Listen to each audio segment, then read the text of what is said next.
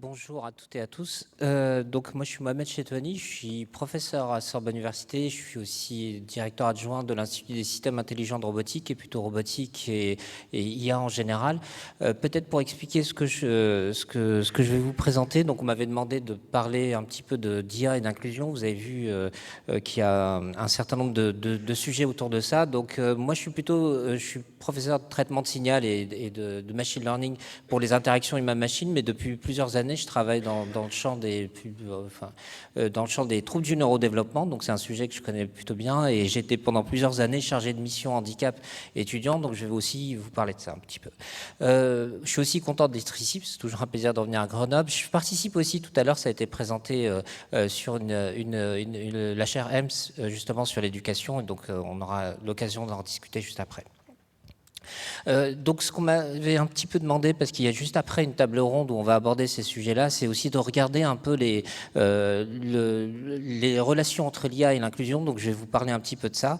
Ensuite on va parler un peu, je vais essayer de vous faire, alors c'est difficile de faire, c'est un domaine qui évolue énormément, l'IA, et vous le savez très bien, mais aussi les questions d'accessibilité et d'inclusion, c'est aussi des sujets qui ne sont pas si simples que ça, parce qu'en réalité on n'est pas, même sur déjà il y a une vraie diversité.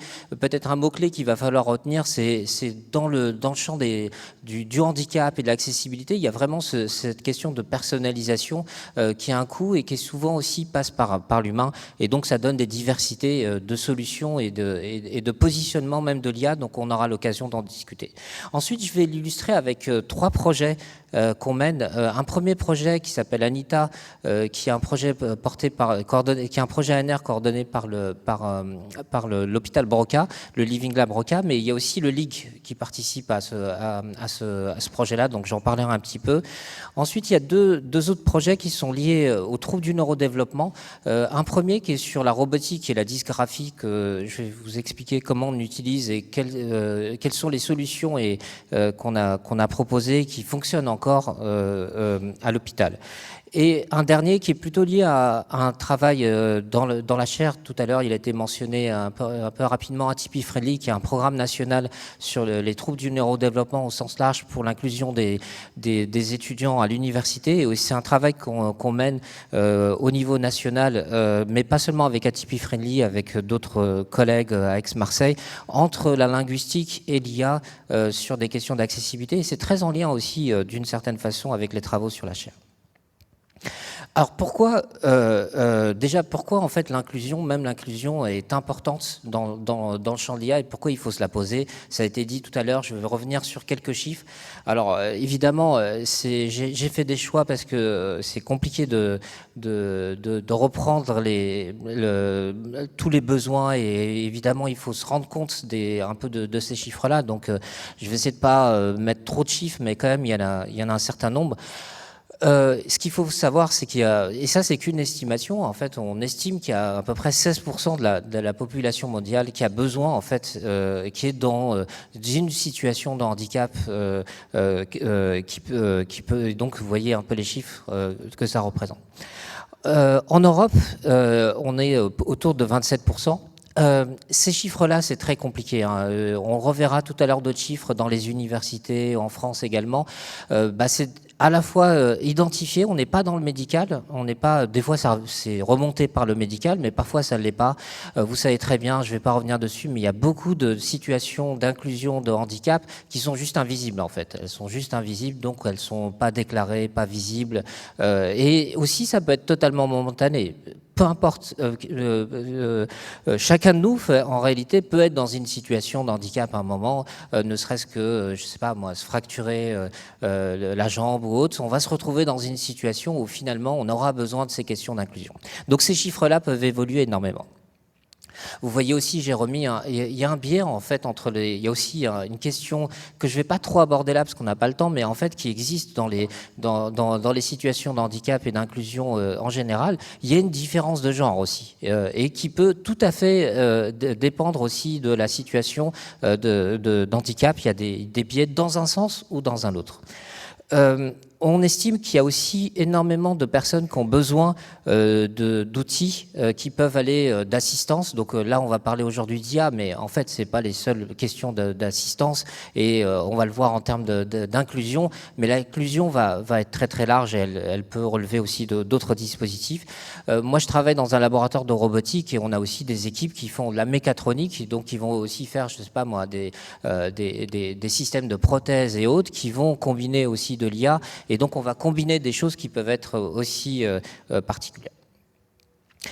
Alors, il y a un rapport, je vais m'appuyer ici sur, j'ai choisi d'essayer d'illustrer ça à la fois sur des aspects emploi pour commencer, et ensuite on verra, vous avez vu les exemples personnes âgées, enfants, mais aussi université, pour vous expliquer un peu une diversité qu'on peut avoir sur le champ de l'IA.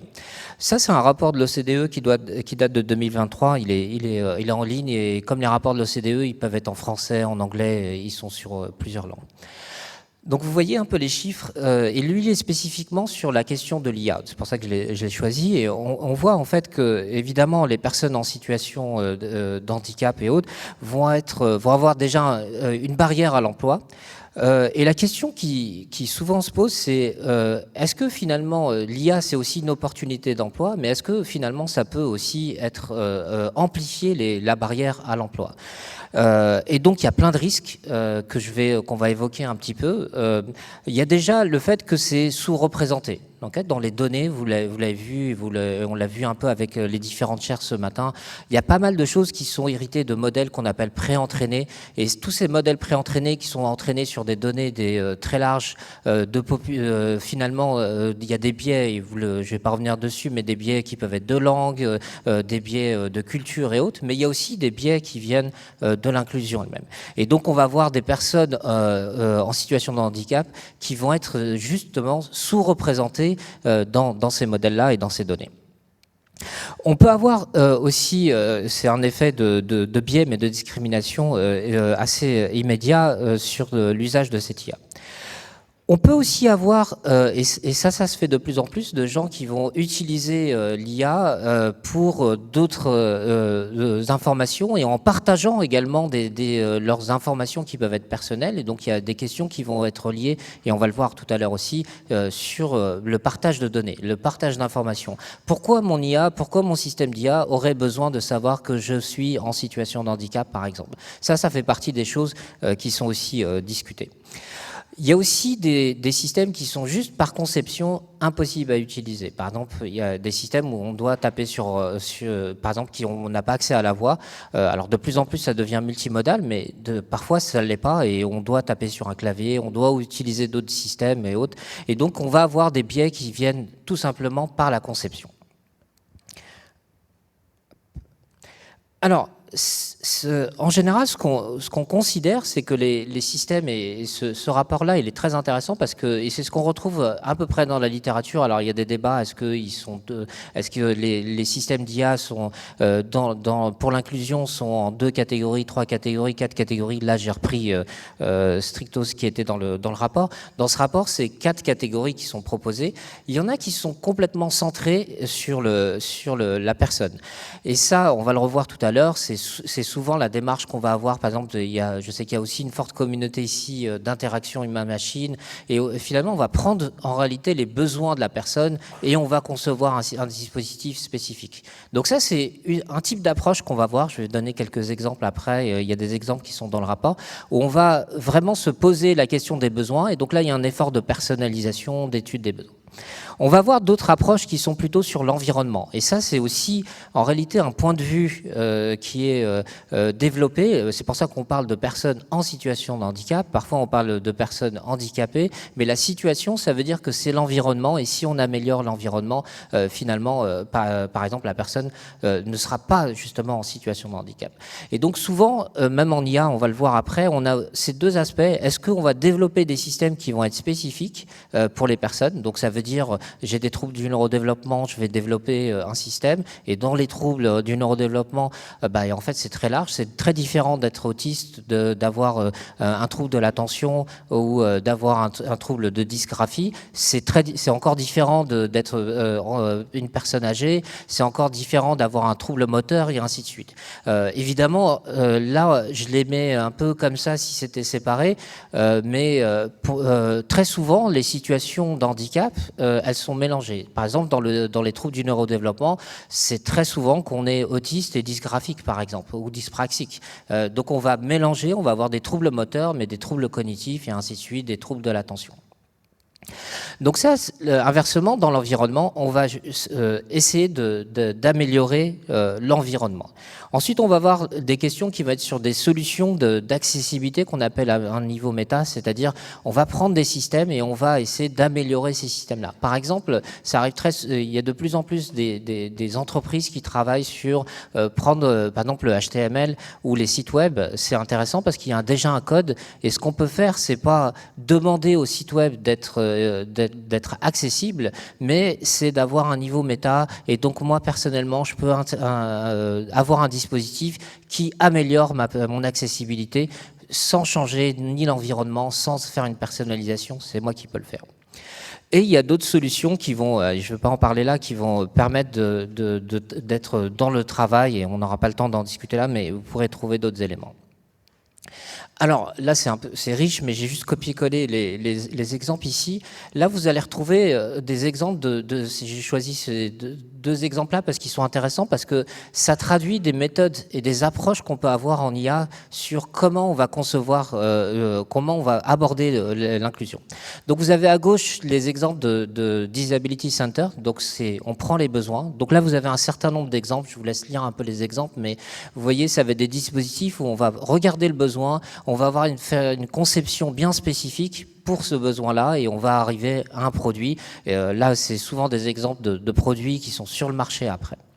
Ensuite, on va avoir d'autres approches qui vont être différentes, où là, finalement, c'est l'environnement. Par exemple, on va avoir des choses où l'environnement ne change pas, mais on va mettre des capteurs sur la personne ou des systèmes des dispositifs. On va pouvoir, par exemple, naviguer dans un environnement. Ça veut dire, typiquement, ici, sur le site, on ne change rien sur le site, mais on équipe la personne pour pouvoir finalement changer, ou on va travailler inversement sur l'environnement. Donc, ça va être des approches qui vont être différentes, et les approches qui vont être centrées sur l'utilisateur ou celles qui vont être sur l'environnement, ici on va avoir déjà un choix dans la conception et dans les efforts qu'on va mettre dans les systèmes d'IA. Alors évidemment, on les met dans ces deux catégories-là. Il y a plein de solutions qui sont entre les deux, où on va à la fois prendre en compte les besoins ou prendre en compte l'environnement. Derrière, quand j'ai dit ce sont des startups ou des produits, c'est aussi des questions économiques.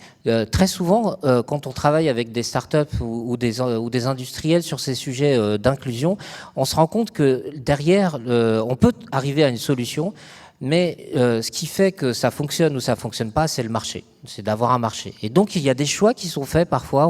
On développe des systèmes. On a un projet qui s'appelle au niveau national, qui est d'ailleurs franco-japonais, qui est financé par l'ANR, mais qui est aussi franco-japonais, où il y a une partie avec le Japon, qui est sur l'innovation et ce qu'on appelle innovation par le care. Alors, le care, c'est difficile en réalité même à traduire en français parce que c'est pas de la santé pure. C'est un peu entre les deux. Il y a le soin, il y a aussi la prise en charge. Et en fait, on travaille sur ce qu'on appelle l'innovation tirée par le care, c'est-à-dire toutes les étapes de l'innovation, donc de l'idée jusqu'à la conception, jusqu'à la mise sur le marché. Et on voit qu'il y a plein de bifurcations. Parfois, on est sur une idée qui est très centrée sur le care, mais qui va bifurquer vers d'autres choses, d'autres solutions, parce qu'il y a un marché. Et donc, ces différences-là entre des choix de dire est-ce qu'on va faire centré sur la personne ou sur l'environnement, en fait, c'est compliqué. C'est souvent le marché à la fin qui va décider. On pourra rediscuter de qu'est-ce qu'on peut faire. Alors, sur l'IA, et pourquoi ça peut être intéressant et pourquoi on se pose maintenant la question de l'IA aussi sur l'inclusion. Donc, il y a tout ce qui a été discuté sur les biais, ce que j'ai expliqué tout à l'heure, mais en fait, c'est un potentiel aussi. C'est un potentiel, c'est un outil qui est différent finalement de ce qu'on a dans les autres dispositifs, parce qu'avec le même code, le même système informatique, on va faire plusieurs choses. Par exemple, tout à l'heure, je parlais de personnalisation. Imaginons que c'est une personnalisation d'un site web. Finalement, on va se retrouver avec le même code informatique, mais on va pouvoir adapter à des gens qui vont, par exemple, être dyslexiques, des gens qui vont être malvoyants, des gens qui vont avoir des troubles de l'attention, ou on va voir tout à l'heure des troubles autistiques assez facilement avec le même système informatique, parce que c'est des entrées de données et de la production de données. Or, avant, on avait des filières finalement très spécialisées, des silos, même sur l'inclusion. L'intérêt aussi de l'IA, c'est qu'on va pouvoir faire de la co-conception. Et cette co-conception, elle se fait de plus en plus. Il y a de plus en plus de Living Lab où on va pouvoir faire de la co-conception. Donc, c'est une forme de co-conception.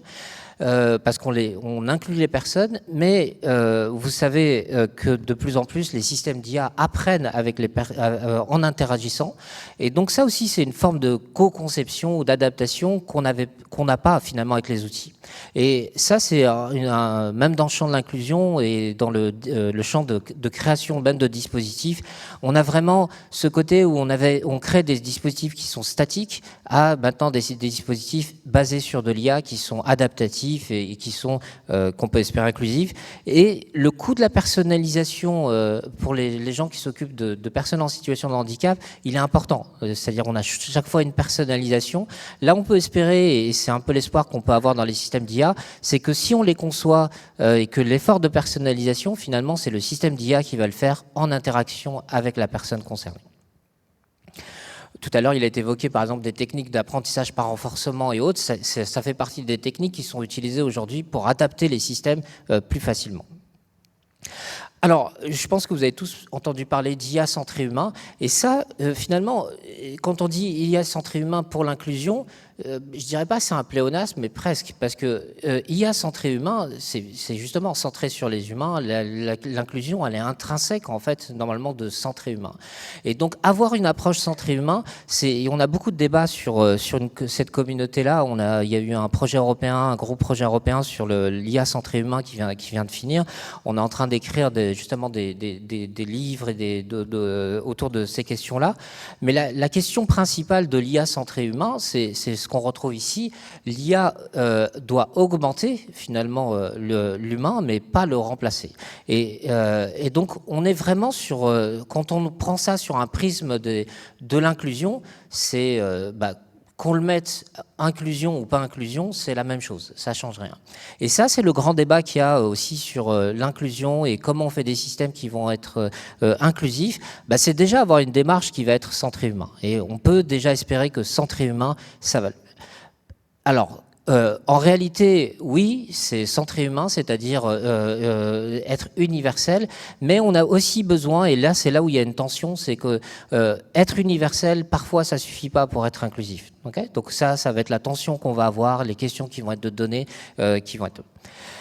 On voit par exemple dans l'IA centré humain, on retrouve tous ces aspects autour de l'humain qui apporte l'éthique, qui apporte l'empathie, la créativité, donc des valeurs vraiment très humaines, et l'IA qui va apporter la rapidité, le passage à l'échelle et ainsi de suite.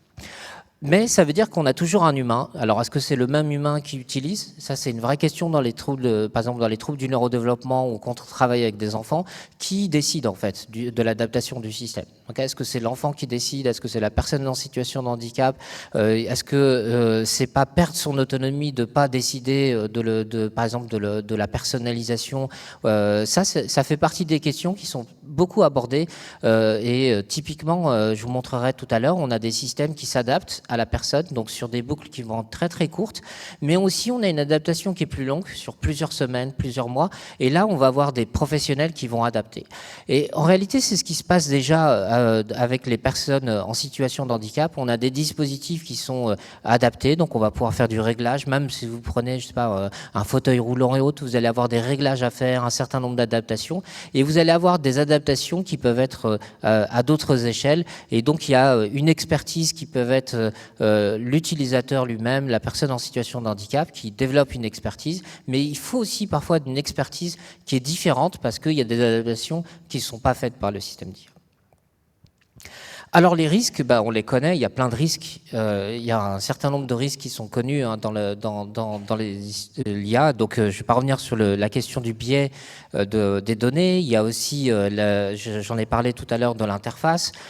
Mais un risque qui est très important, c'est le fait que le système d'IA, on voit bien, il y a des discussions sur, tout à l'heure, ça a été, même en introduction, on voit bien que toutes les formations, même dans des formations qui ne sont pas dites cœur de l'IA, font de l'IA aujourd'hui. Et donc, est-ce que finalement, ça ne va pas être une barrière en plus? Est-ce que ça ne va pas être une barrière en plus? Et donc ça, c'est des discussions qu'il y a au niveau national, au niveau international. C'est intéressant de développer de l'IA sur un certain nombre de formations, mais on rajoute une autre barrière. On rajoute une autre barrière, comme on avait déjà d'autres barrières qui peuvent être juste le numérique. Il y a la standardisation. Est-ce que finalement, on n'est pas en train de standardiser les choses? Et on le voit bien, même pour les enseignants, on voit qu'il y a un certain nombre de copies qui se standardisent quand même. Il y a une sorte de standardisation, mais aussi dans la vie en général, par l'IA. Il y a aussi cette standardisation. Et très souvent, quand on est en situation, on fait autre chose. On a besoin d'autre chose et cette standardisation apporte des problèmes. Les aspects éthiques, alors vous savez très bien qu'il y a beaucoup de choses qui sont déjà faites, l'IA Act, il y a beaucoup de choses qui sont déjà faites, qui parfois ne sont pas explicites sur l'inclusion, mais en réalité, c'est déjà fait dedans. C'est déjà fait dedans. Donc, je ne sais pas si on peut toujours débattre, est-ce qu'on a besoin de légiférer encore plus sur ces aspects-là ou pas, mais il y a un certain nombre de choses qui existent déjà, qu'on peut déjà en réalité utiliser. Alors, faire IA, j'ai mis short overview parce que c'est évidemment impossible de faire aujourd'hui, dans ces domaines-là, de faire une revue systématique. Donc justement, ce que j'ai fait, c'est plutôt m'appuyer sur des gens qui ont fait une revue systématique. J'ai choisi ce papier-là parce qu'il est intéressant et je me suis dit, il est bien. Il y en a d'autres aussi, mais celui-là, il est déjà disponible, il est facile à trouver, donc vous pourrez le retrouver. Je vais juste, et que la méthode est plutôt très classique. Alors, ils se sont arrêtés en 2023. On peut se poser la question après, mais c'est intéressant parce que au moins ce papier, moi j'ai trouvé intéressant parce que il y a avant, on va dire 2022 et tous les large language models, il y a aussi des aspects un peu d'IA génératif, pas beaucoup, mais il y en a un certain nombre. Mais les défis sont les mêmes. Là, je vais évidemment pas les passer tous en revue, mais ça vous donne des exemples de ce qui est fait. C'est pour ça que j'ai dit que c'est très compliqué de faire une revue de la littérature systématique, mais ça donne une idée. Là, vous avez des exemples. Donc, à gauche, vous avez, vous avez la catégorie. Donc, ici, c'est visual impairment. Vous allez avoir d'autres exemples juste après, et vous avez des exemples de ce qu'on peut faire, de ce que est proposé dans la littérature. Et donc, vous voyez la diversité qu'on peut avoir. Ça peut être de la navigation, donc se déplacer. Okay, ça peut être des dispositifs qui, par l'image, permettent de se déplacer. Ça peut être aussi de la visualisation. Ça peut être aussi créer des bases de données pour apprendre, pour anticiper. Par exemple, il y a beaucoup de troubles où on a besoin juste d'anticiper. Il y a des travaux sur de la réalité virtuelle. Par exemple, là, on travaille. Il y a pas mal de travaux en IA et en réalité virtuelle pour permettre aux gens d'anticiper des situations. Typiquement, vous prenez des enfants autistes et vous essayez de leur faire l'IRM ou un casque EEG ou juste de dentiste, ce qui est une vraie difficulté pour les enfants autistes. En fait, pouvoir utiliser de l'IA et le faire chez soi, de voir ce que ça peut être, comment on peut le faire, dialoguer avec un système, le préparer, ça fait partie des dispositifs aujourd'hui qui sont déjà proposés. D'autres exemples, là, c'est plutôt sur de la parole et sur l'écoute. Donc, vous voyez aussi les exemples. Par exemple, il y a Conduct Face-to-Face Video Communication. Ça, c'est très intéressant. C'est des dispositifs où on va justement mettre à l'aise les gens dans la communication et on va utiliser des outils et pour pas le faire directement et de pouvoir interagir comme ça, s'entraîner. Et ça, c'est l'intérêt des systèmes d'IA, c'est de pouvoir répéter avant, de travailler avant. Et donc, il y a de plus en plus de dispositifs et là vous avez un certain nombre d'exemples derrière. Sur les troubles moteurs ou neurologiques, donc là par exemple, vous avez sur les troubles moteurs, vous avez tout ce qui est l'assistance, par exemple dans la navigation, dans l'usage de fauteuils roulants. Donc là, on va avoir pas mal de dispositifs autour de ça. Sur le neurologique, vous avez par exemple tout ce qui est dyslexie. Ça fait partie des choses qui sont beaucoup faites. J'en parlerai un petit peu tout à l'heure, mais vous savez que l'IA générative, en gros, ça permet de générer des nouveaux documents. Souvent, l'adaptation, c'est aussi, pour les enseignants, vous avez dû faire ça, on vous demande parfois, ou on le fait pour vous, votre examen, il faut le mettre en telle police, et il faut, pour cet étudiant-là, il faut le faire en 16, pour celui-là, il faut faire en 14, pour celui-là, il faut espacer, pour celui-là, c'est les interlignes. Ça, typiquement, c'est ce qu'on peut faire très, très, très facilement aujourd'hui avec de l'IA générative. C'est très, très facile sur le texte, c'est moins facile sur l'image, mais c'est pas impossible. Et donc ça fait partie des travaux qui sont très utilisés. Et je dirais, je dirais pas que c'est un usage sauvage, mais c'est un usage non contrôlé. Quand on discute avec les enseignants, que ça soit à l'université ou que ça soit dans les lycées, dans les collèges ou dans le primaire, c'est déjà utilisé. Beaucoup d'enseignants utilisent ça. On a fait l'année dernière la journée des troubles 10, donc tous les troubles 10 en général. Il y a beaucoup de témoignages d'enseignants primaires, collèges, qui sont rapprochés de l'IA pour faire ça, pour répondre à des besoins d'adaptation, et c'est fait. Alors vous voyez tous les sujets qu'on peut avoir de partage de documents ou d'informations personnelles dans ces systèmes-là. Donc je dirais c'est aussi notre rôle en tant qu'académique et notamment à l'université de produire, de guider ces aspects-là, et donc on travaille beaucoup sur ces sujets-là. Alors les défis, ils sont nombreux. Le premier, c'est les données en fait. Souvent, on n'a pas très peu de données en réalité sur les troubles, sur les situations de handicap et l'inclusion. Par définition, ça va être très rare, très diversifié. Donc c'est extrêmement compliqué de collecter des données sur ces sujets-là. Et donc ça fait partie des défis qu'on a. Donc là, il y en a un certain nombre, que ce soit sur les aspects qui peuvent être de manque de données, de biais. Si vous collectez des données, tout à l'heure, je vous ai parlé de biais qu'on peut avoir qui sont naturels aussi parfois. Par exemple, dans les troubles autistiques, vous avez plus de garçons que de filles. Ça, c'est naturel, c'est les statistiques qui sont comme ça. Et s'il y a des débats, il y a des discussions, est-ce que ça vient du diagnostic ou est-ce que ça vient vraiment de la situation de handicap ou de la maladie ou de la pathologie? Ça c'est vraiment des discussions qui sont en cours. Et en réalité, même si on voit la prévalence, elle est différente, il y a ces sujets-là qui sont évidents. La même chose chez les personnes âgées, la même chose dans d'autres situations. Vous allez avoir des prévalences qui vont être très différentes, qui font que parfois vous allez faire qu'amplifier les biais. Je parlais des troubles autistiques. Aujourd'hui, vous avez plus de garçons que de filles, et le débat, c'est est-ce que c'est normal, pas normal, est-ce que ça vient de nos...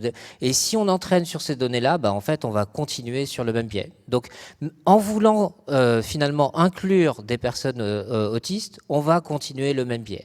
Donc ça fait partie des choses sur lesquelles il y a des réflexions. Ok, on veut réduire le biais avec des personnes, mais en fait, on peut amplifier un autre biais, et ainsi de suite. Donc ça, c'est une difficulté. Il n'y a pas de réponse, mais encore très très clair là-dessus. D'autres exemples, je ne vais pas tous les évoquer. Je pense un exemple qui est intéressant, c'est la faisabilité. Souvent, quand on développe, nous, des systèmes d'IA, et je vous parlerai tout à l'heure sur la dysgraphie, on a cette étape de faisabilité. On est obligé d'aller se dire, on le fait dans les laboratoires, on peut collecter des données, mais à un moment, il faut juste se dire, est-ce que ça fonctionne déjà? Est-ce que le truc fonctionne? Est-ce que ça va... Avant même de dire, est-ce que ça a une plus-value? Alors, la différence, c'est, imaginons que c'est un système pour apprendre l'écriture.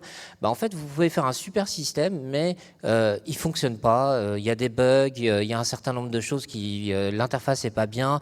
Et donc, qui vont faire que ce n'est pas le système d'IA, mais c'est tout son ensemble en réalité. Les gens ne voient pas le système d'IA, ils ne voient pas votre code, ils voient vraiment tout l'ensemble du système. Donc, la mise en place et la faisabilité, ça fait partie des défis. Alors il y en a d'autres, je ne vais pas les évoquer, la sécurité, la vie privée. Moi je m'occupe d'un Living Lab sur les troubles du neurodéveloppement. On se rend compte, et on travaille beaucoup avec beaucoup de startups, vous savez qu'il y a beaucoup de calculs qui sont faits ou de données qui sont sur des clusters ou sur des serveurs qui ne sont juste pas en Europe, voire pas en France. Et les familles utilisent ces dispositifs-là, mais ils ont, enfin, elles n'ont pas à le savoir et elles ne peuvent pas s'informer là-dessus. Mais les dispositifs sont avec des données de leur enfant sur des serveurs qui sont à l'étranger. Ça fait partie des choses qui sont intrinsèques en réalité même à l'IA. Alors maintenant, quelques exemples. Rapidement, le premier, c'est Anita, c'est un projet pour les personnes âgées. C'est un dispositif avec, vous le voyez, hein, c'est un dispositif qui est développé par une entreprise qui s'appelle Spoon, qui est une entreprise française. Donc c'est une interface assez classique. Un des enjeux, c'est d'adapter ces interfaces-là à des préférences qui peuvent être, par exemple, les choses qu'on peut adapter. Typiquement, on a actuellement un scénario, c'est comme ça, c'est une borne où typiquement commander je sais pas, un billet de train là-dessus. Ça peut être d'autres services. Hein. Il est vraiment, on réfléchit à d'autres services, les impôts par exemple. Il y a d'autres services comme ça qui sont très fréquents. Et là, il y a la question comment ce système s'adapte. Parce que si je vais sur la borne de train, est-ce que je dois donner toutes mes informations personnelles pour que le système s'adapte? Vous voyez, c'est-à-dire mettre un profil et que le système finalement Et si en plus cette interface est publique, là, tout le monde voit finalement ma situation d'handicap. Est-ce qu'on peut le faire en temps réel aussi? Est-ce qu'on peut s'adapter en temps réel sur ces aspects-là? Alors, l'objet n'est pas d'aller sur les algorithmes aujourd'hui, mais ça fait partie des questions de faire des modèles d'utilisateurs en temps réel sur ces dispositifs-là et de l'adaptation. Je ne vais pas parler de ça, mais je vais plutôt parler du lien entre inclusion et le système d'IA. Donc, je ne vais pas développer le système d'IA, mais plutôt l'inclusion elle-même. Alors, on a mené, donc ça c'est tout récent, c'est une étude qui vient tout juste d'être publiée par Jeanne Catoni, qui est une doctorante qui est à l'hôpital Broca que je crois en Cannes, qui est une étude qualitative où on s'est posé la question donc on a de savoir quels sont les besoins en fait des personnes âgées pour ces services-là. Et donc on a fait une étude ici que vous voyez qui est qualitative en France. On a essayé de voir un peu, et c'est très compliqué de mener ces études-là, de voir un peu sur différentes populations. Et la question, c'est vraiment le point de savoir quels sont les besoins des personnes par rapport à ces services-là. Alors, qu'est-ce qu'on voit? En fait, bon, je vais pas évidemment pas toutes les passer, tout le papier en ligne, et j'imagine qu'on pourra partager les diapositives. Mais ce qu'on voit, c'est ces idées de simplification. Il y a vraiment cette idée de simplifier les dispositifs. Souvent, les dispositifs sont très très compliqués. Donc, vous voyez un peu une recommandation et les exemples qu'on peut avoir.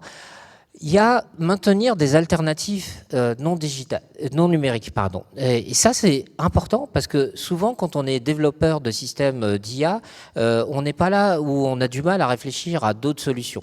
Et c'est là où on voit la complexité qu'on peut avoir. On peut être dans le cœur de l'IA et aujourd'hui, dans nos laboratoires, et c'est ce qu'on voit nous au jour le jour à l'ISIR, nos équipes sont très pluridisciplinaires parce qu'on a besoin de gens qui vont développer des systèmes d'IA, mais aussi des gens qui vont finalement peut-être pas contrer le système, mais pas si loin que ça, c'est-à-dire proposer des alternatives et regarder comment l'inclusion va être sur un système qui est socio-technique finalement, et que son inclusion, on ne peut plus réfléchir au système d'IA juste en disant c'est juste les performances. Ça fait partie du travail et ça, c'est ce qui est fait par les collègues.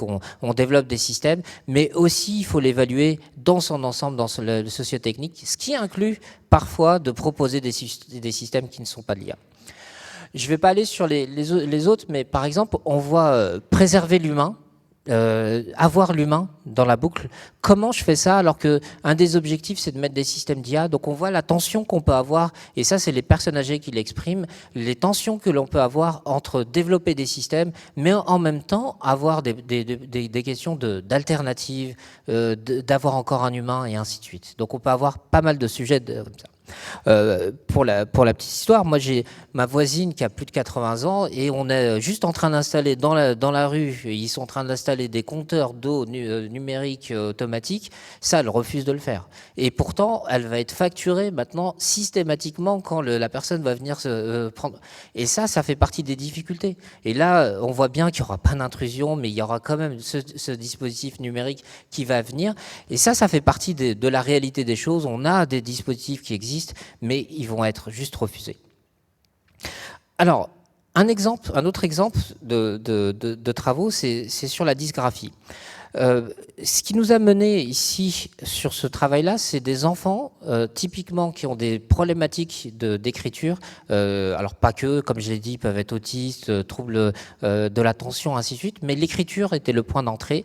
Ce sont des enfants qui, s'ils n'ont pas accès à l'écriture, et vous voyez toutes les conséquences qu'on va avoir après dans leur vie, et donc l'écriture était un point d'entrée. Le problème, c'est que aujourd'hui, l'écriture, elle est plutôt bien prise en charge en réalité. Vous avez que ce soit à l'hôpital ou que ce soit mais il faut des orthophonistes. Essayez de prendre rendez-vous. Moi, j'enseigne plus de 20 ans aux orthophonistes, donc je sais que j'en ai beaucoup. J'ai des promotions de plus de 150 étudiants, mais essayez de prendre rendez-vous avec des orthophonistes. Vous allez voir, c'est très très très compliqué de prendre des rendez-vous avec des orthophonistes.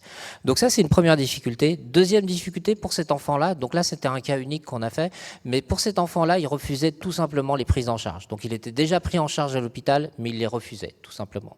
Donc ce qu'on a développé, c'est un système extrêmement simple. Là, ça a l'air de bien marcher, mais en fait, on a eu beaucoup d'échecs avant d'arriver à ce dispositif-là. Donc l'idée, elle est très simple. C'est l'enfant qui enseigne au robot à l'écriture. Donc, pour ceux qui font de l'IA, c'est de l'apprentissage par imitation. C'est l'enfant qui enseigne, et l'apprentissage par imitation, tout à l'heure, il y avait une présentation sur la programmation InDeshare qui était sur la programmation par démonstration. C'est la même idée. On enseigne par démonstration, mais cette fois-ci, d'habitude, c'est l'expert qui enseigne. Là, c'est l'enfant qui enseigne. Donc, c'est pas le robot qui enseigne à l'enfant, c'est l'enfant qui enseigne au robot. En anglais, on dit learning by teaching, donc c'est de la pédagogie inversée, vous êtes là, vous êtes mobilisé. L'intérêt, c'est que ici, ça donne une autre opportunité à l'enfant d'apprendre.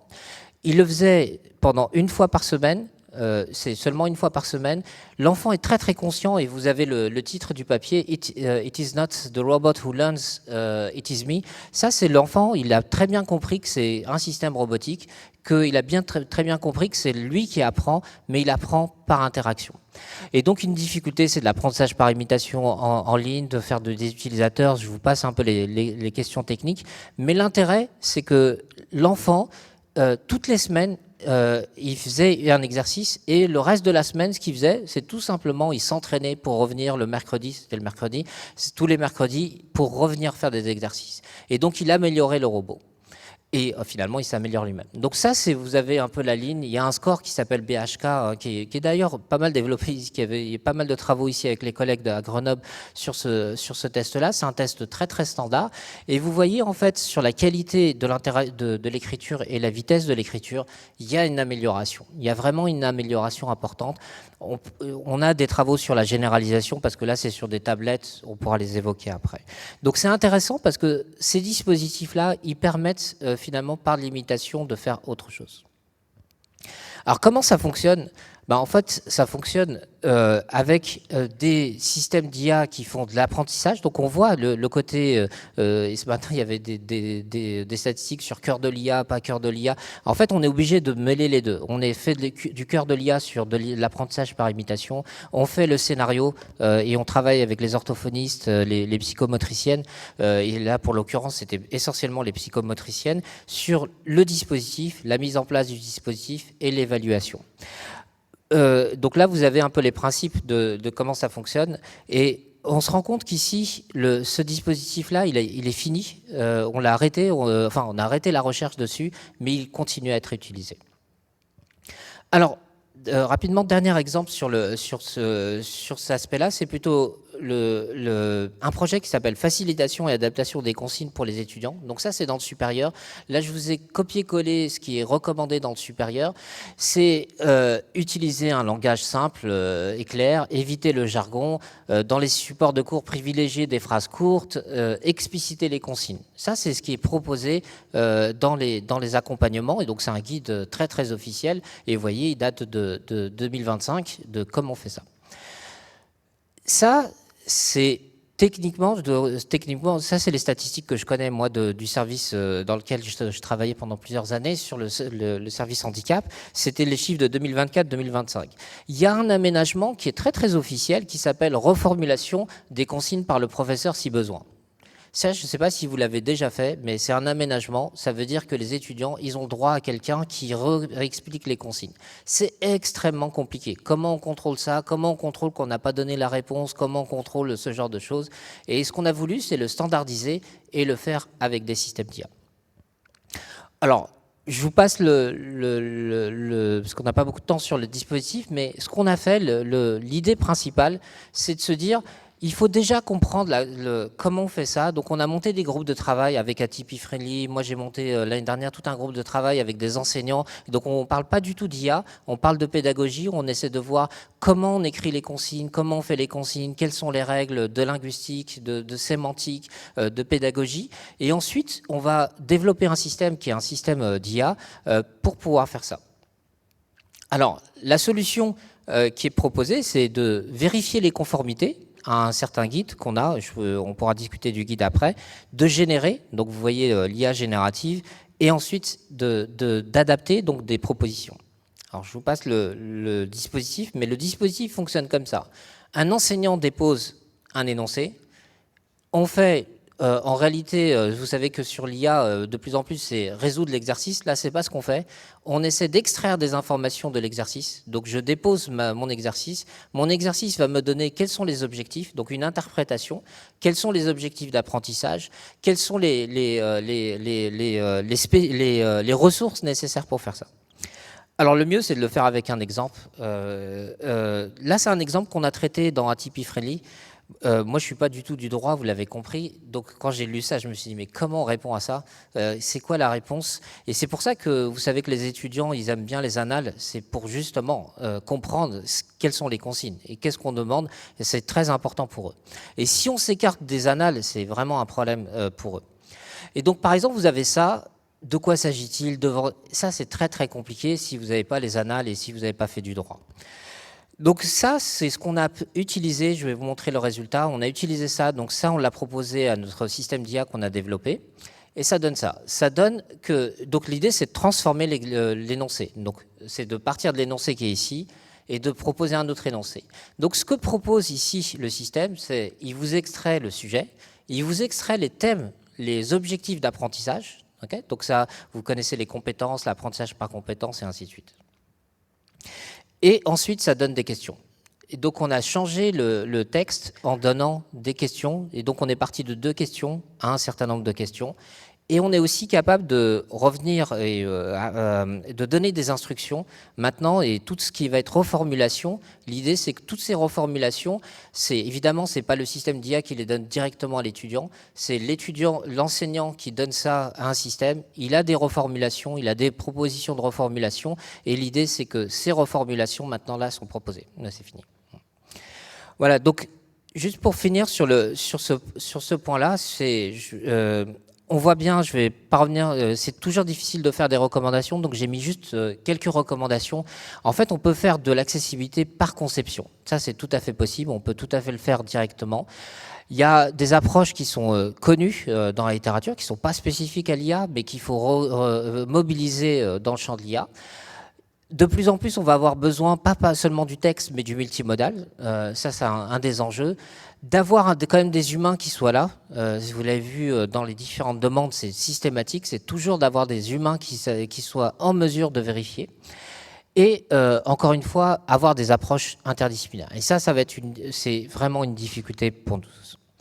Voilà, je vais m'arrêter un peu sur, cette diapo-là pour juste reprendre, et ça résume un peu ce que je voulais dire ici dans nos échanges, parce que ici on a vraiment tous ces aspects qui sont inclusifs, et comme je l'ai dit tout à l'heure, sur les aspects de l'IA, on a pas mal de sujets qui vont être autour de mobiliser finalement de disciplines pour arriver à des systèmes qui vont être inclusifs. Et je vous remercie de votre attention.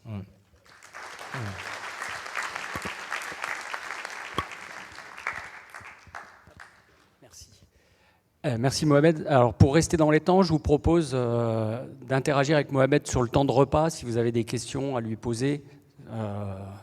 Et là, on va passer directement à la table ronde, parce qu'on a pris un peu de retard. Et je vais demander aux intervenants de bien vouloir nous rejoindre. Alors on a 2 intervenants qui sont en ligne. Donc Hélène, alors rendons à César, hein, installez-vous. C'est Hélène Vial qui a organisé cette table ronde, donc qui a contacté les participants, qui a interagi avec eux. Hélène, malheureusement, ne peut pas être là en présentiel aujourd'hui, et donc c'est moi qui vais faire le relais. Mais alors Hélène, normalement, devrait être présente, ainsi que Nathalie Guin, par visio. Oui, bonjour. Bonjour, vous nous entendez ? Oui, très bien, merci. Oui. Bonjour Hélène. On t'entend pas, Hélène. On t'entend pas. Toujours pas. Alors, donc c'est un problème d'inclusion.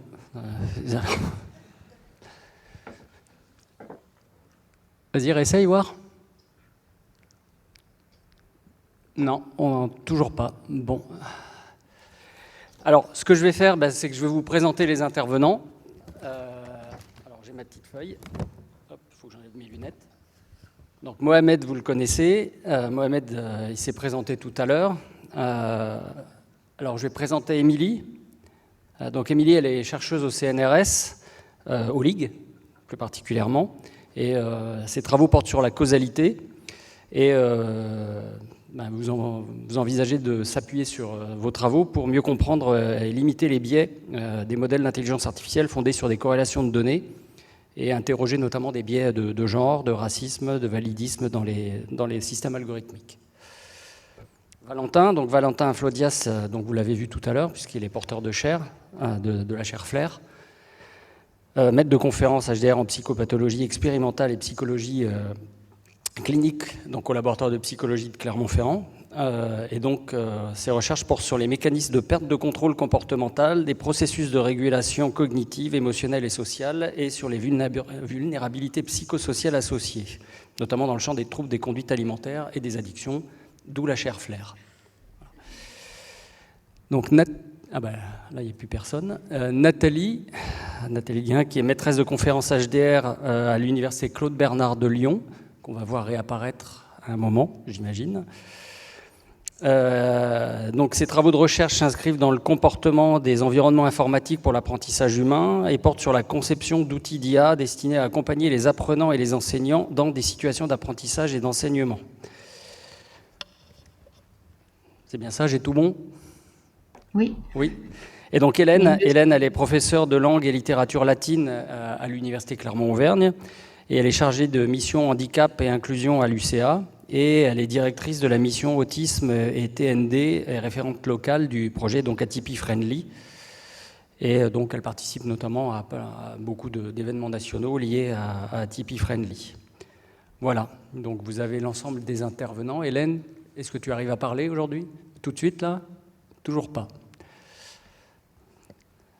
Bien. Eh bien, on va faire ça. Tu connais la langue des signes ? Non plus. Bon, c'est pas gagné. Alors, je vais commencer donc par vous poser deux questions introductives. Alors, la première, je vous demandais de répondre les uns à la suite des autres. Quand on parle d'IA et d'inclusion, quels sont d'après vous les espoirs et puis les points de vigilance liés à l'interaction de ces deux thématiques ? Je sais pas, par exemple, Émilie, on va commencer. Je vais commencer.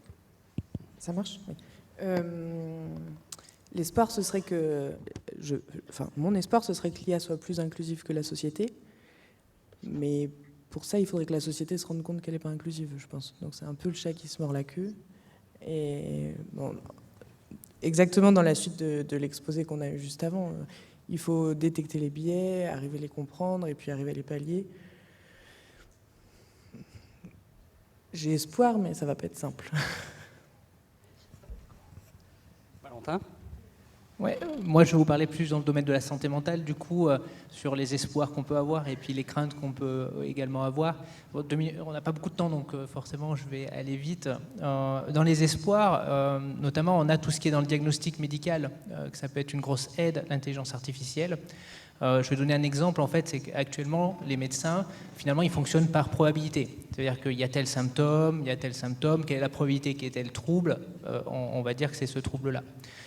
Il s'avère que du coup, on peut avoir des biais humains et se tromper. Plus on rencontre fréquemment quelque chose, plus on va dire que c'est celui-là. Et du coup, la rareté des diagnostics, quand on a des diagnostics rares, on peut ne pas passer à côté, en fait. Je ne sais pas si j'ai le temps, mais je peux donner un exemple concret rapidement d'un patient qui n'éprouvait pas la peur, en fait. C'est-à-dire qu'il a sauté en parachute sans vérifier son parachute.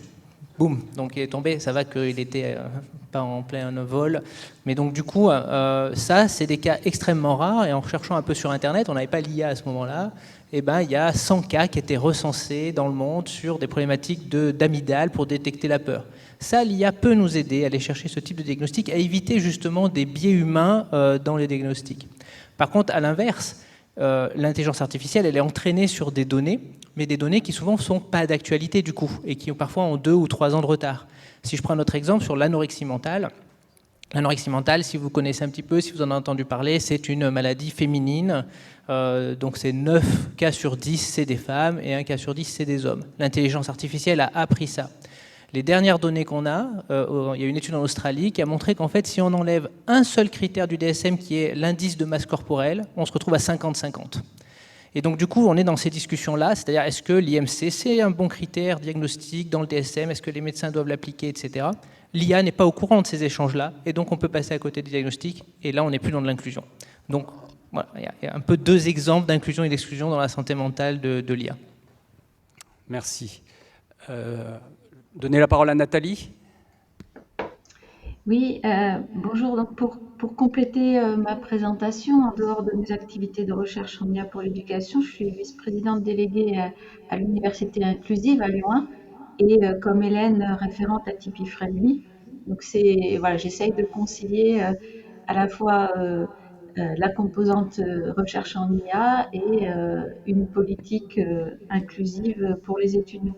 Donc pour moi, un peu comme l'a dit Mohamed Chetouani, principal espoir, c'est celui de la personnalisation, c'est-à-dire que lorsque on est capable de détecter quels sont les éléments qui sont compris par un étudiant ou qu'est-ce qui lui résiste, quelles sont ses difficultés dues à différents troubles, on peut espérer changer la donne pour des étudiants qui ne sont pas dans le moule standard et pour lesquels l'enseignement de masse n'a pas forcément prévu quelque chose. C'est-à-dire que l'IA peut être un outil qui composte certaines rigidités de notre environnement universitaire ou éducatif plus largement. D'accord. Et Hélène, toujours pas ?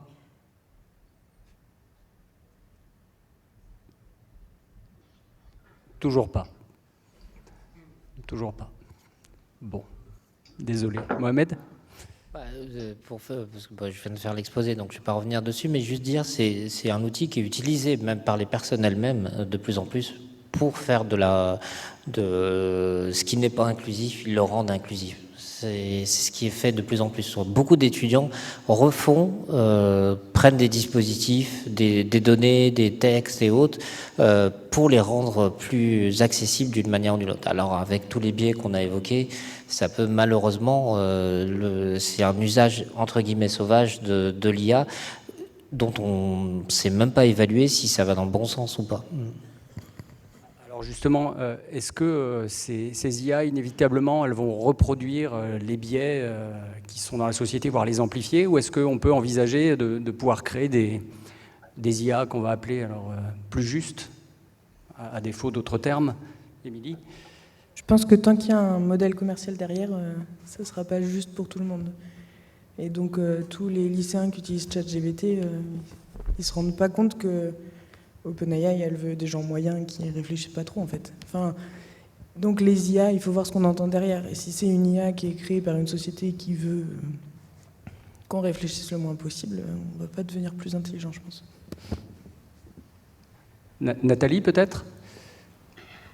Oui, je pense que vous en avez déjà discuté. Actuellement, il y a des biais, rien qu'à partir du fait que les IA qui sont conçues à partir de données, et si ces données reflètent le monde tel qu'il est, l'IA va reproduire des inégalités, des représentations dominantes. C'est-à-dire que si on demande à une IA qui génère des images de nous illustrer une table ronde dans une conférence sur l'IA, à votre avis, quelle sera la probabilité qu'il y ait une femme à la peau noire qui soit représentée dans la table ronde?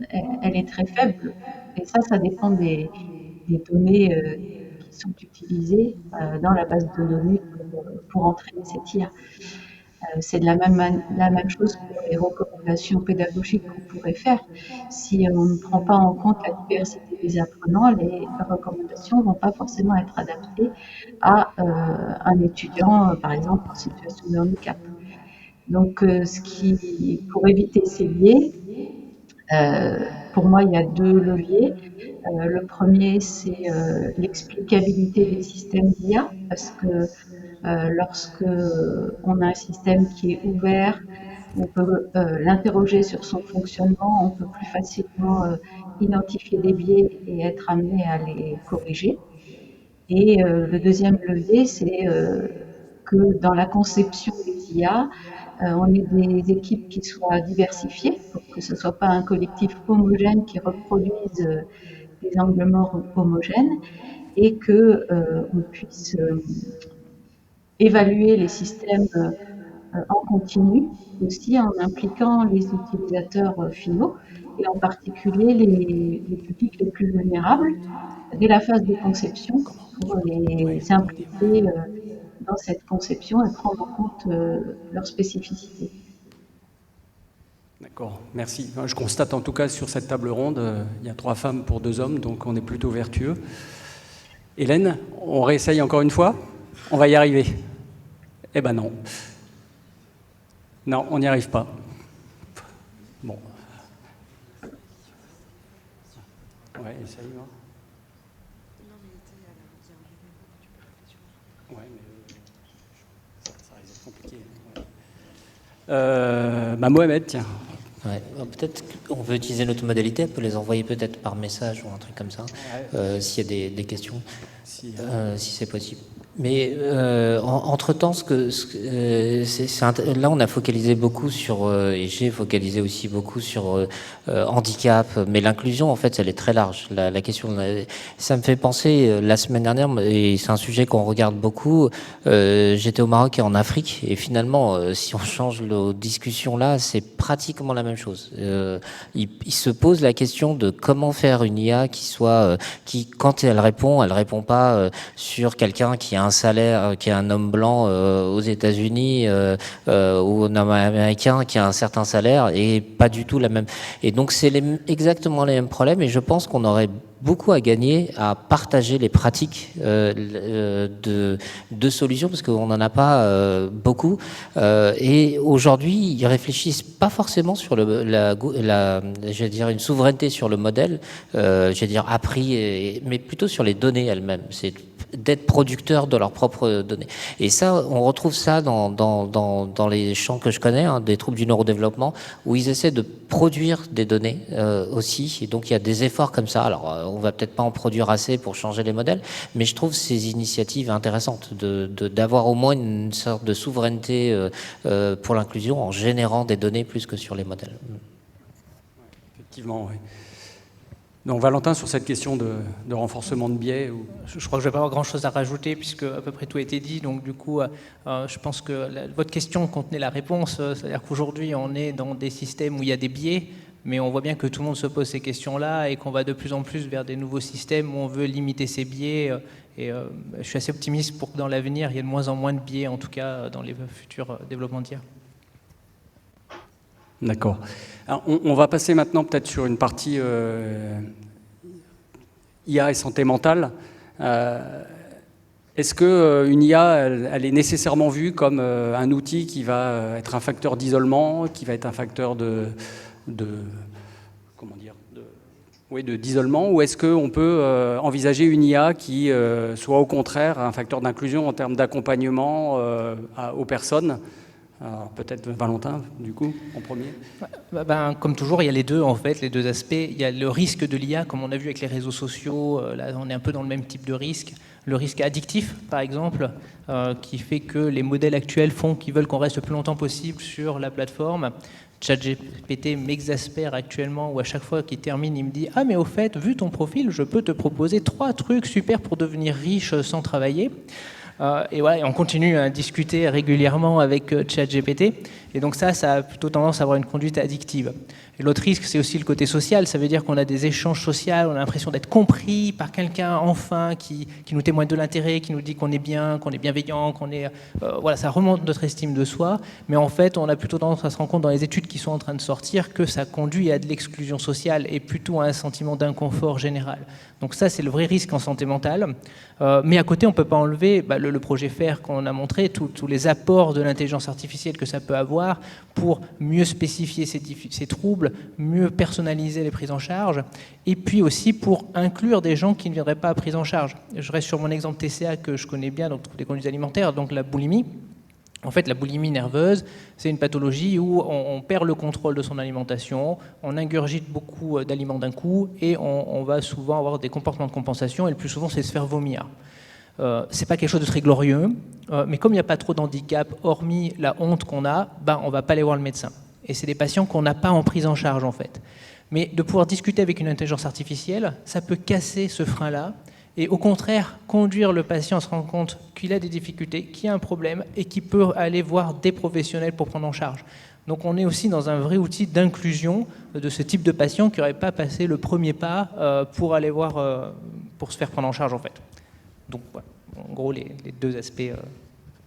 Effectivement, les deux aspects. Émilie, peut-être? J'ai pas trop d'éléments là-dessus. Scientifique dessus, mais j'aime bien la fin. La fin, ouais. Alors moi j'ai juste un exemple qui est un peu dans...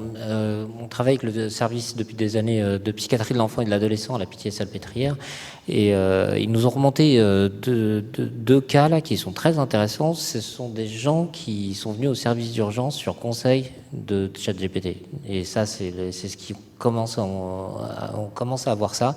Alors il y en a aussi probablement qui sont conseillés de ne pas venir, hein. Mais de plus en plus il y a ça. Il y a des premières consultations qui sont complètement initiées par des systèmes d'IA. D'accord, effectivement, c'est un facteur d'aide, de première aide qui peut être intéressant. Mais on n'a aucune idée on n'a aucune visibilité de pourquoi. Et justement, ils nous ont remonté ça justement pour dire ça serait un super sujet de recherche de faire ça. Et effectivement, ça l'est, c'est très intéressant. Et si je peux me permettre juste de rebondir, ça va avec l'éthique, ce qu'on évoquait juste avant, que c'est les modèles qui vont être utiles pour pouvoir orienter, parce qu'on a aussi des erreurs qu'on a vu passer dans les médias où des jeunes se sont suicidés suite au conseil de l'intelligence artificielle. Donc c'est des barrières et les garde-fous qu'on pourra mettre dans ce type d'intelligence artificielle qui devraient pouvoir conduire automatiquement aux soins sans conseiller de mettre fin à ses jours pour résoudre ces problèmes. Nathalie, des éléments complémentaires sur ce sujet ?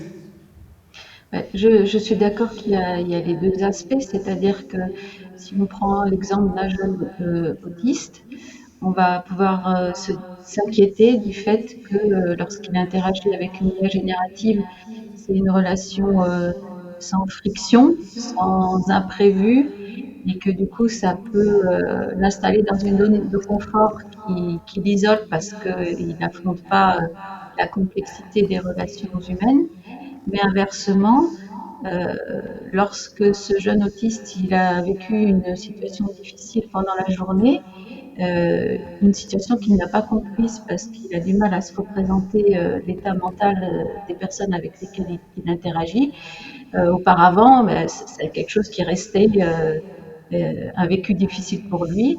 Actuellement, il peut aller en parler avec un chatbot, une IA générative, pour que cette IA l'aide à décoder ce qui s'est passé. Et du coup, que ça lui permette de mieux comprendre et d'apprendre sur la manière d'interagir avec les autres. Donc là, on est plus sur un outil qui va faciliter dans cette situation le lien social.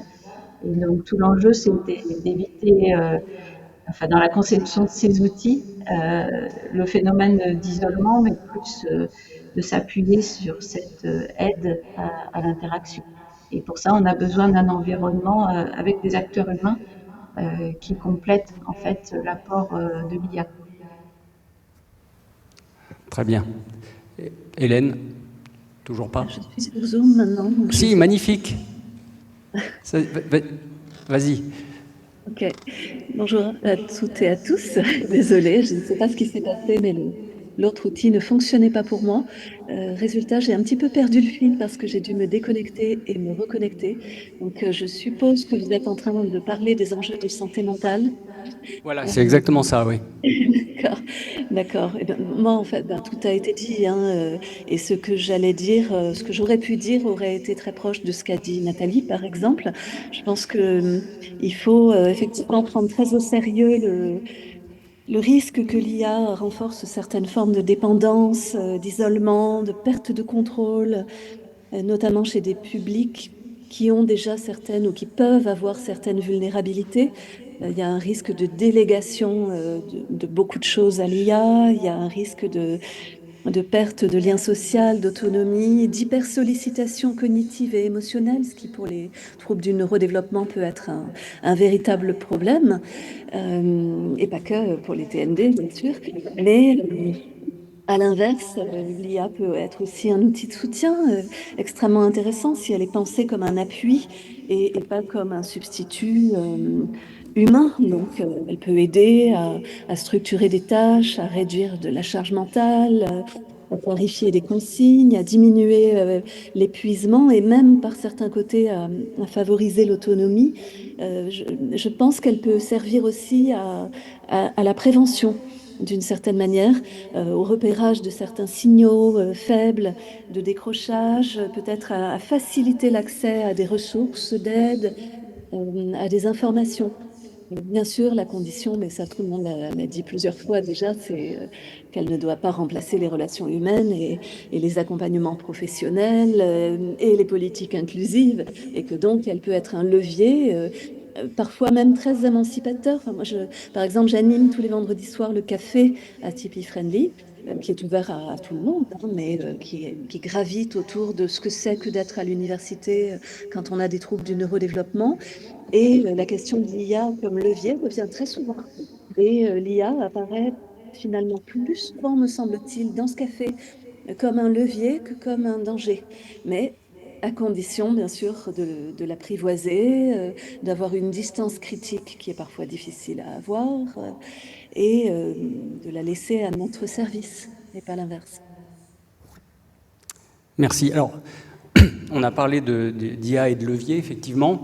En revanche, est-ce qu'il peut y avoir des barrières, c'est-à-dire entre...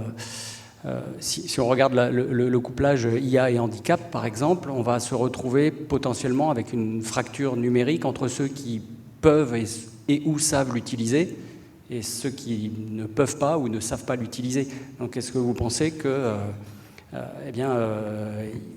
l'IA peut amplifier cette fracture numérique et puis peut diviser quelque part les usages de la population entre ceux qui peuvent et savent et les autres? Valentin, par exemple? Ouais. Là, je vais mettre ma casquette d'enseignant, du coup, peut-être un peu plus avec les étudiants. Et on voit bien déjà ceux qui savent bien s'en servir et ceux qui savent moins bien s'en servir, et qui sont souvent ceux qui ont compris les attentes universitaires et ceux qui les ont moins compris. Et on voit bien que là, on peut avoir un phénomène d'inclusion et d'exclusion et de difficulté. Alors, je ne sais pas si c'est une fracture numérique, parce que tout le monde peut avoir accès assez facilement, mais c'est plus une compréhension de la logique qu'il y a derrière et les outils numériques via l'intelligence artificielle et les attendus universitaires. Et on voit voilà, des étudiants qui nous font des copier-coller de ChatGPT, même pas sans remise en forme. On a la même police, et contre ceux qui, eux, on voit qu'ils ont utilisé, qui font un effort et que ça les aide à plutôt pousser leur réflexion.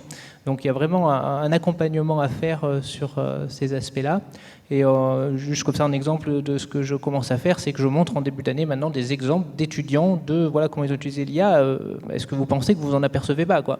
Et donc du coup, cette année, j'ai pas eu comme l'année dernière où j'avais des vrais copier-coller de ChatGPT.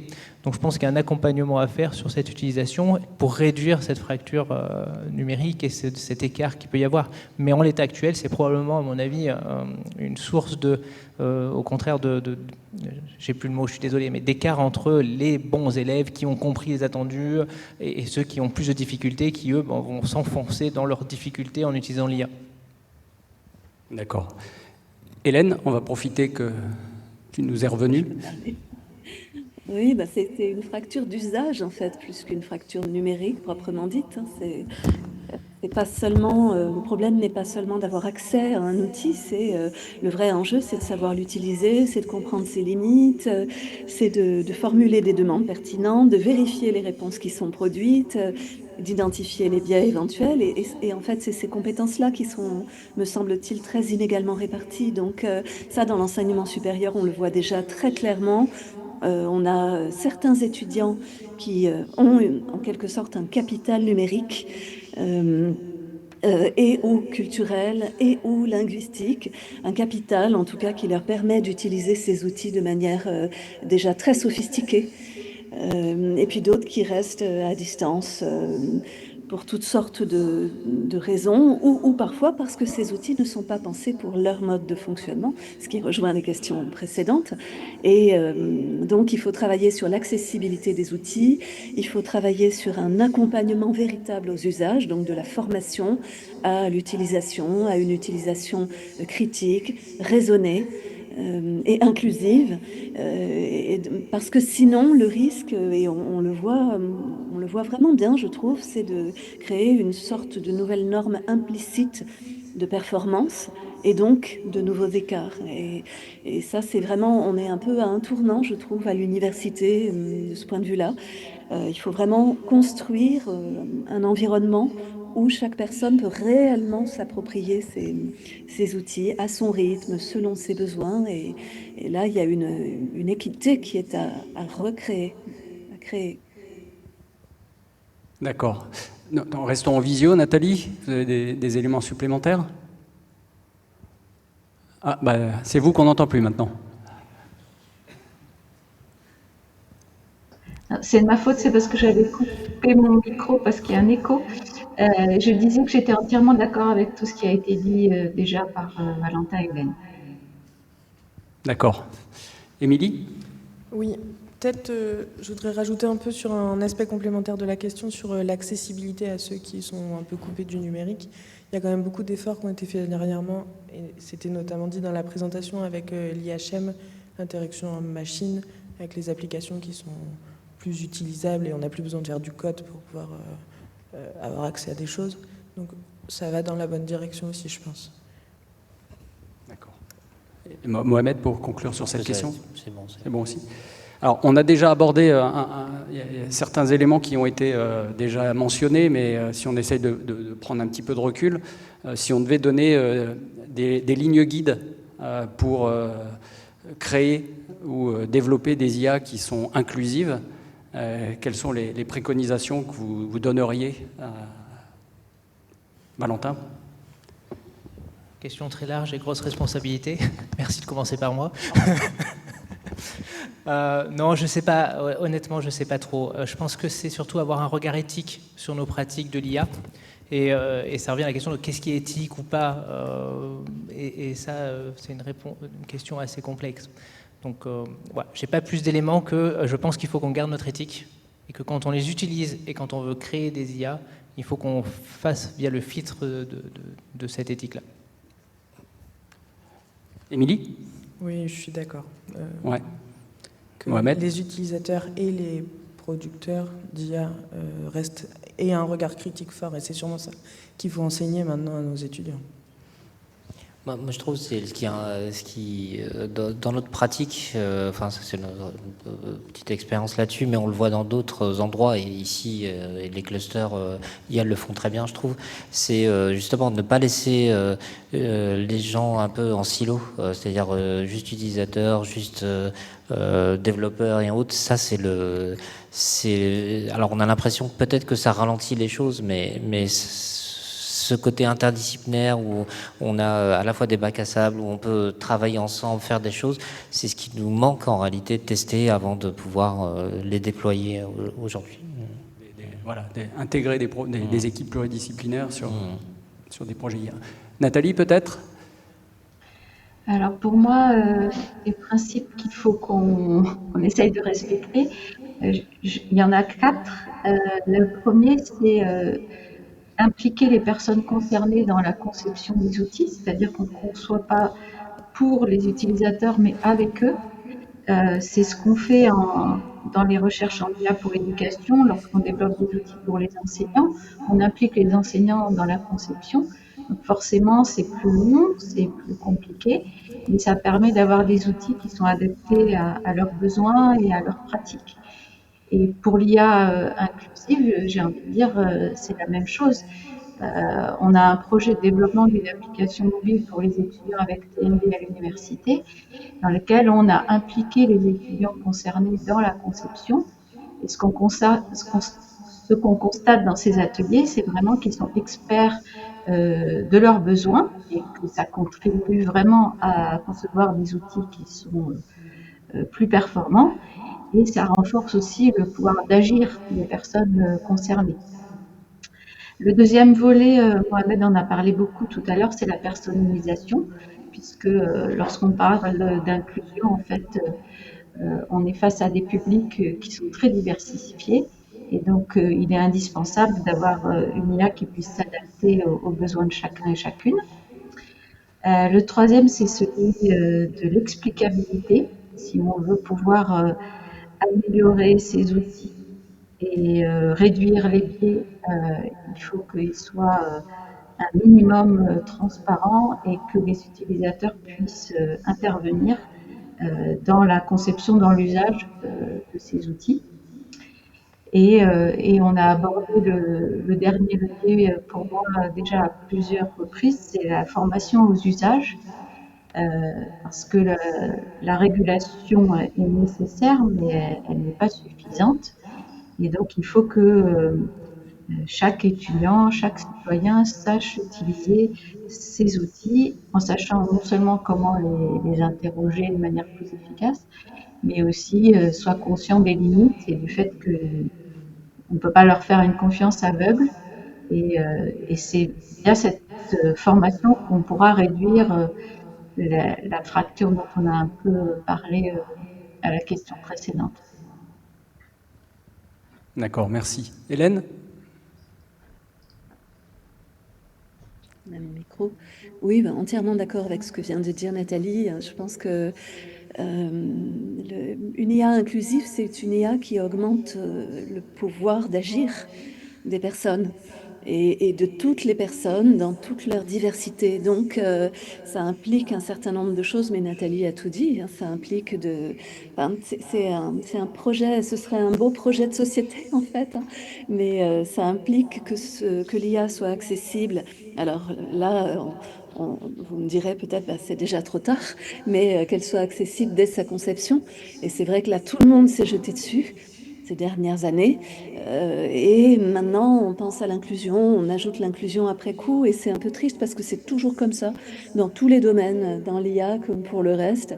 Et en fait, il faudrait, quand on va concevoir des nouvelles IA, des nouveaux langages, etc., vraiment les penser d'emblée comme pour des usages, pour des fonctionnements cognitifs, sensoriels, variés.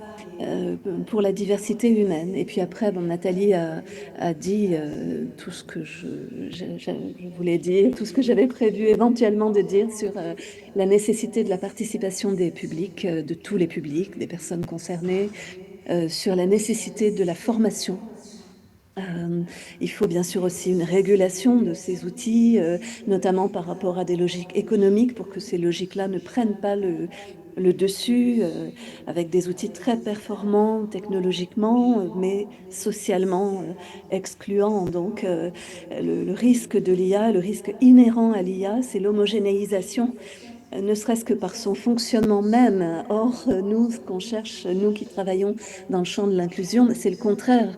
C'est des environnements plus accessibles, plus souples, plus, entre guillemets, plus habitables, dans tous les sens du terme, pour une diversité de fonctionnement humain. Donc c'est le contraire de l'homogénéisation à laquelle l'IA, si on ne la régule pas, me semble tendre de manière inéluctable. D'accord. Alors, on va terminer par une question personnelle, plus, voire prospective. Je ne vais pas mettre la pression sur Valentin, c'est pas lui qui démarrera. Est-ce que vous pouvez, chacun d'entre vous, me citer une action, alors ça peut être une action existante, ça peut être une action à venir, un outil, ça peut être même un vœu pieux, qui vous semble prometteur vis-à-vis de la thématique de l'inclusion dans l'IA? Alors, à qui je vais mettre la pression? Émilie. Non, je ne suis pas prête. Pas prête, bon. Hélène?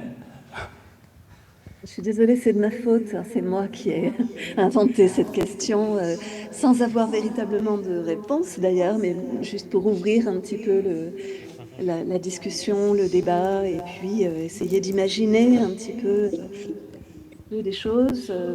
Moi, je pense que les usages de l'IA qui seraient prometteurs, mais je me répète, c'est des usages qui permettraient d'adapter davantage les environnements aux personnes, plutôt que de demander constamment aux personnes de s'adapter à des environnements qui, eux, ne changent pas. Donc, je pense que tout ce qui serait de l'ordre du décodage des implicites, par exemple.